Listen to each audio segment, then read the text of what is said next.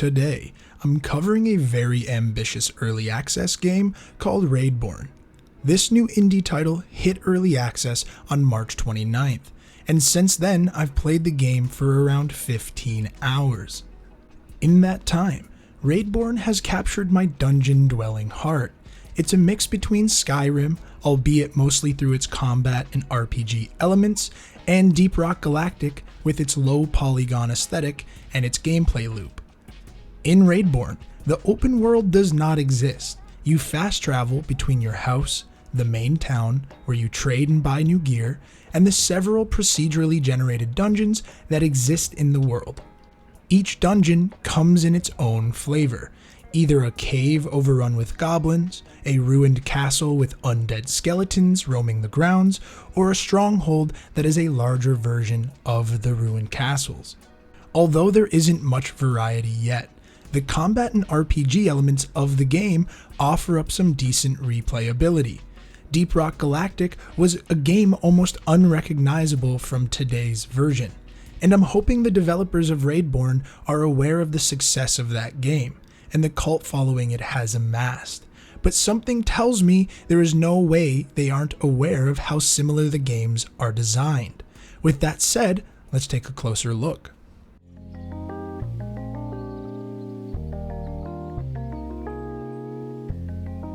We're coming back on the air after an interruption due to technical problems. Combat in Raidborn is a close relative to Skyrim, as Mary Kate is to Ashley. Ugh. Maybe that wasn't the best metaphor. You can swing your weapon with left click, hold for a power attack, block with right click, and pressing both left and right click at the precise time to parry an attack. You can click the mouse wheel to deliver a powerful kick that can stun and push back enemies, which is one reason you'll see wall spikes everywhere. Raidborn also includes a powerful rage ability, at least for the barbarian class. The 3 other classes available to the player have their own unique power-ups and abilities as well. Besides the random bug that caused my bow to not allow me to shoot until I switched weapons, combat with its simplistic nature is fun and reminiscent of Bethesda's classic RPG feel. The major difference being, there's not much keeping you from endlessly chopping down baddies, as there is no open world. After every visit to the town market, once you've made all your gear choices, you can instantly teleport to any dungeon on the map, no matter your character's level. From level 1, you can test your might against a level 15 stronghold, and I think that's pretty cool. There's literally nothing stopping you from running back-to-back dungeons, as there is no inventory weight, no item caps, and no real prerequisite for anything you do in the game. The experience is streamlined, and they do a good job at perfecting what they offer. Because there is no open world, the sense of exploration in-game is crafted in their procedurally generated dungeons. Potions, gold, silver bars, quest items, and other goodies are scattered throughout the dungeons. Chests have stashes of gold, and maybe even parts to a legendary weapon. The most rewarding being the locked chests that diverge from Skyrim's lock-picking formula. Instead of a pressure minigame, it's a combination minigame that uses your directional arrows, which is infinitely more challenging than Bethesda's take on thievery, and it's actually growing on me. Often, combinations will be the same input multiple times in a row, and it messes with my head. It makes finding these, usually after a boss encounter, even more exciting, as you may screw up so many times that you waste all of your lockpicks and have to head home, leaving the treasure behind. Of course, the rogue class has special perks you can upgrade to make unlocking these chests easier, but we'll get to that next. There are 4 classes in Raidborn: the Barbarian, a rage-fueled two-handed wielder; the Defender, a master of the parry; the Knight, who excels with a sword and shield; and the Rogue, who likes to sneak around unseen, getting crits with their bow. You can wield any weapon in the game with any class. However, perks you upgrade will only benefit one kind.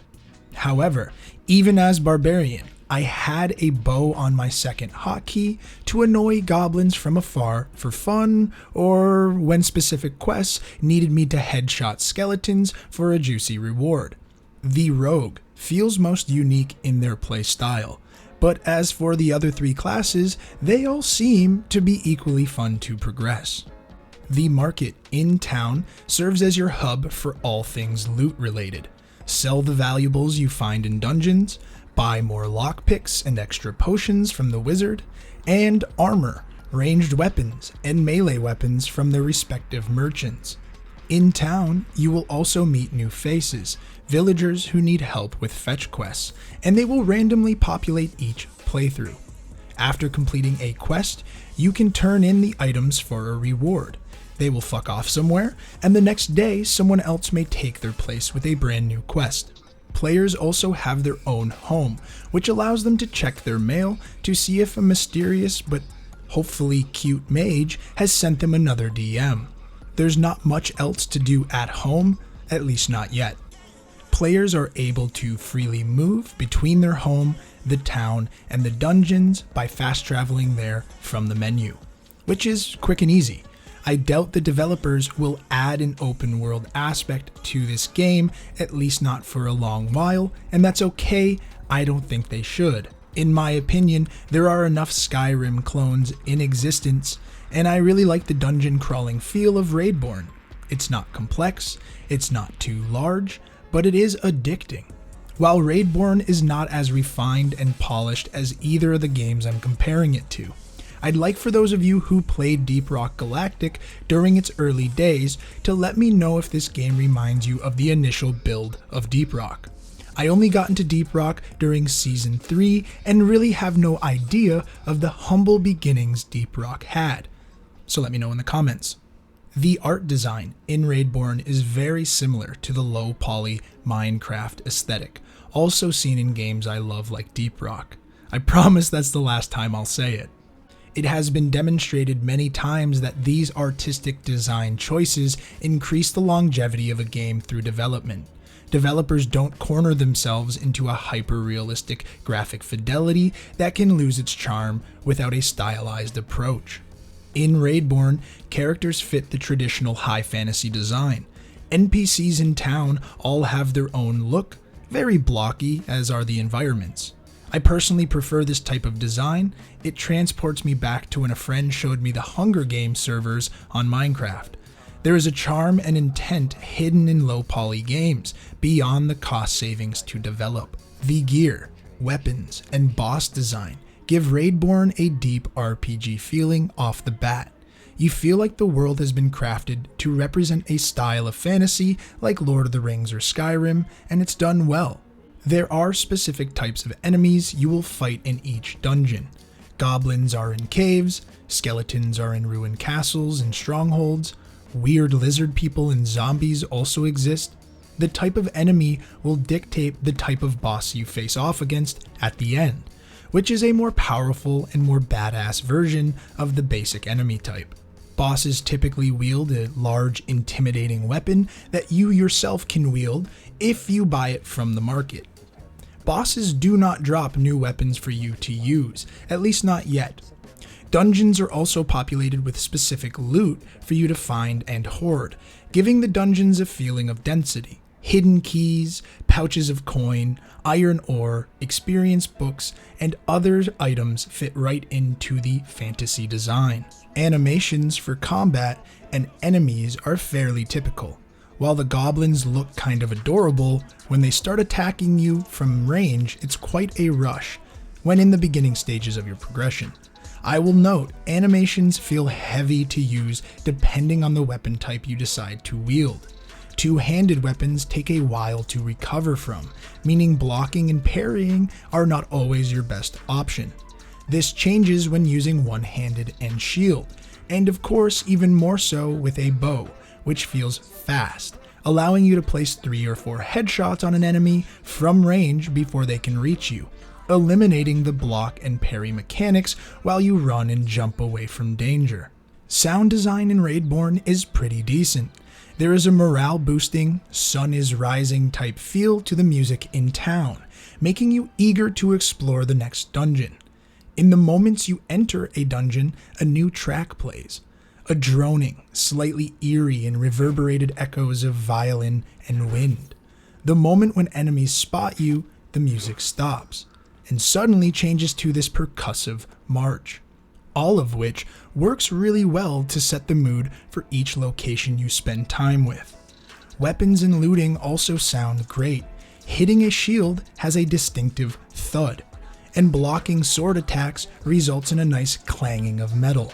Chests when open sound as you would expect, and to be honest, the only sound issue I've had is enemy footsteps. I physically screamed several times when first playing, when I didn't realize enemies would spawn from bone piles on the ground behind you, and unless you had your head on a swivel, there wasn't much to let you know before getting smacked in the back. There are voice-acted dialogue for all the NPC you interact with in town and in the environment, even if only an intro line, as well as town vendors and the mage who initiates your story quests, whose lines are fully voice-acted. The story starts with a request from a scholarly female mage to find the necromancer that killed the king, for which you have been framed. The narrative includes a cast of unique and bizarre characters who have oddly specific quests for you to complete as side missions. These are done in the style of fetch quests, however, because there is no open world, they are often rudimentary and quick to complete. All items you need to collect are found along your way through the dungeons and collected off the corpses of all the orcs, skeletons, and other monsters you slay. While the story can be interesting or funny at times, I didn't pay much attention in my fervor to level up and gain new skills. The female mage was just a mere afterthought. While quests can offer exposition in the world you're in, more subtle things in the environments can also tell a story. Orcs standing on a dock fishing peacefully, blown up vats of green ooze, and the legendary weapons that you're able to craft that all have a very unique detail and design. Performance in Raidborn offers the fairly standard early access experience. Some bugs that need addressing, some locations that dip frame rate, but overall there wasn't much to note. The game looks great on high resolutions, and even when I'd spawn 8 or 9 enemies while smashing crystal hearts, performance held up. My impressions overall are very good. I've found myself returning to Raidborn for its simplistic nature and dedication to fun and immersion. I am a huge fan of open world RPGs. Bethesda really does encapsulate my youth, but Raidborn on the other hand offers a streamlined approach to dungeon crawling chaos. The music and sound design transport you to a high fantasy world filled with riches to find and loot to steal. Combat, while rather typical, drives you to become stronger and better at the game. Chivalry and games with directional input combat, while fun, can become over-encumbered, and with the direction Raidborn is going, I think they have found the correct style.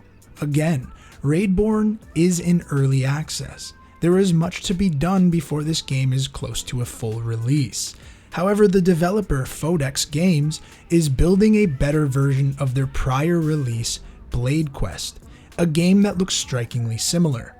This isn't their first attempt at a game of this style, and it appears they are refining what they've seen work in the past.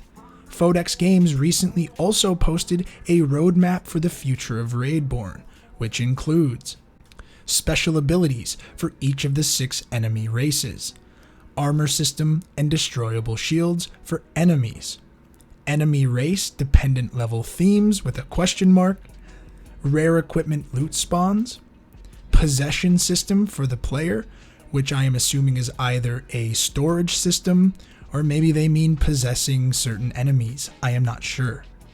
The ability to loot destroyed crystal hearts, which is something I noticed during my playtime you could not do, some new items, enemy movement and combat behavior improvements, which will be much welcome, level generator improvements, referring to their procedurally generated dungeons, a loot spawning algorithm, and more varied enemy appearances.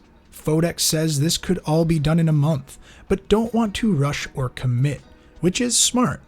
Content should be released only when it's ready, but that's easy to say when I'm not the one living off the money this game makes.